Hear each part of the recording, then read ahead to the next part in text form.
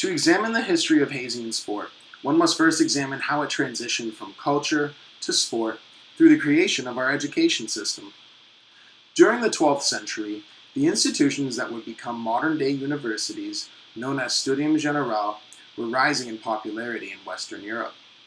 At the time, these were institutions that would teach the arts and at least one of the other higher faculties, be that religion, law, or medicine, to mostly middle upper class Caucasian males. By the dawn of the 13th centuries, these Studium Generalis were now known as distinguished universities, toting the names such as Oxford and Paris, and were strictly for higher learning purposes. It is here in these newfound universities that hazing as initiation was first used in the European educational system.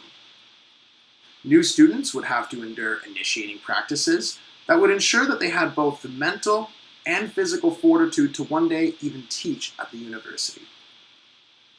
It is evident that even removed from its more traditional roots, hazing at this point was still focused on gaining access into a new stage of life, this aspect just being more academically focused. Hazing found its way into the American educational system in the mid-1600s. This is when fraternities were beginning to become more popular and were meant to bring young, educated men together to foster a healthy environment. The first documented use of the word hazing occurred in 1657, when two first-year students won a settlement after they were asked to attend to an upper-year student, with force being used if they did not comply. In this case, attend essentially means be a butler to these students, do anything that they would ask. Unfortunately, this sensationalized headline did not stop hazing, and in fact did quite the opposite. By the 18th century, it was expected of first-year fraternity pledges to attend to the upper-year students, lest they face the usually degrading and ever more so violent consequences. The modern-day sports system has its root in two places: boarding schools in Europe in the 1800s and the rebirth of the Olympic Games by Pierre Coubertin. These schools were precursors to the elite sports boarding schools that we see today. These schools were filled with upper-class Caucasian boys who were taught discipline through sports, such as rugby.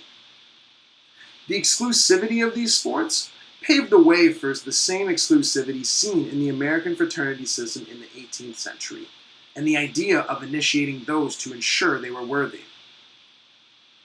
Pierre Coubertin's Olympic Games would also help shape the exclusive culture that modern-day competitive sports is defined by.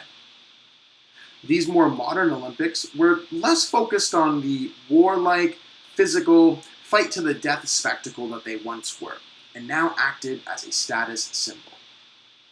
These new Olympic Games were elite showcases of masculinity, highly exclusive with strict requirements for participation.